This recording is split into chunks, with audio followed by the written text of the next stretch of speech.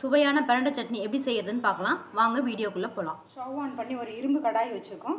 அதில் 2 ஸ்பூன் நல்லெண்ணெய் ஆட் பண்ணிக்கலாம். பிரண்டையை க்ளீன் பண்ணி கழுவி எடுத்து வச்சுருக்கோம். அதை வந்து இந்த எண்ணெயில் சேர்த்துக்கலாம்.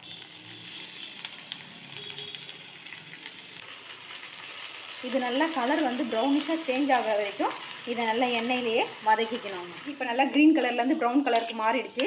கலர் சேஞ்ச் ஆனதை இது நல்லா வதங்கிடுச்சு. ஆஃப் பண்ணிடலாம். இப்போ இதை வந்து இந்த பாத்திரத்துலேருந்து மாற்றி வேறு பிளேட்டில் மாற்றி ஆற வச்சிடலாம். இன்னொரு கடாயை வச்சு அதில் ஒரு ஸ்பூன் நல்லெண்ணெய் ஆட் பண்ணிக்கிறோம்.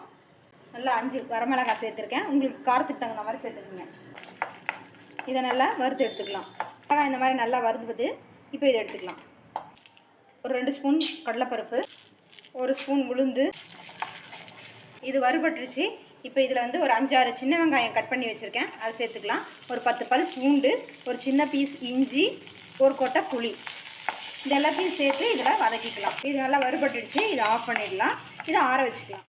மிக்ஸி ஜார் எடுத்துக்கிறோம். அதில் 2 பத்தை தேங்காய் பொடிசாக கட் பண்ணி வச்சுருக்கோம். அதை ஆட் பண்ணிக்கிறோம். இதை வதக்கி வச்ச பிரண்டை ஆற வச்சுருக்கோம். அதையும் இது கூட சேர்த்துக்கிறோம். வறுத்து வச்சுருக்கேன் மிளகாய் 4 மிளகாய் ஆட் பண்ணிக்கிறோம். உப்பு கொஞ்சம் ஆட் பண்ணிக்கிறோம். இப்போ இதை கொஞ்சம் பாதி அரைச்சிடலாம். குறப்பாக கொஞ்சம் ஃபஸ்ட்டு அரைச்சிக்கலாம். தேங்காயும் பிரண்டையும் இந்த அளவுக்கு அரைஞ்சதுக்கப்புறமா நம்ம வறுத்து வச்சுருக்க எல்லாத்தையும் சேர்த்துக்கலாம். தண்ணி விட்டு நல்லா அரைச்சிக்கோங்க. இப்போ இதை நம்ம தாளிச்சு எடுத்து பிரண்டை வதக்கினா அதே நல்லெண்ணெய் கூட இன்னும் 1 ஸ்பூன் நல்லெண்ணெய் ஆட் பண்ணிக்கலாம். உளுத்தம்பருப்பு, கடுகு, கொஞ்சம் பெருங்காயம் சேர்த்துக்கலாம். கருவேப்பிலை கொஞ்சம் ஆட் பண்ணிக்கலாம். ஆஃப் பண்ணிடலாம். இப்போ இந்த சட்னியை இதில் போட்டு அந்த சூட்லேயே நல்லா பரட்டி எடுத்துக்கலாம். இதை இப்படியே இந்த எண்ணெயில் போட்டு வதக்கி எடுத்துக்கிங்க. நல்லெண்ணெயில் வதக்கி எடுத்து வச்சிங்கன்னா உங்களுக்கு 1 வாரத்துக்கு கூட நல்லாயிருக்கும். உங்களுக்கு தண்ணி வேணால் கொஞ்சம் தண்ணி ஆட் பண்ணி சட்னி மாதிரியும் தொட்டுக்கலாம், இல்லை துவையல் மாதிரியும் சாப்பிட்லாம். இப்போ நம்ம சுவையான பிரண்டை சட்னி ரெடி. இதை துவையலாகவும் சாப்பிட்லாம், சட்னியாகவும் சாப்பிட்லாம்.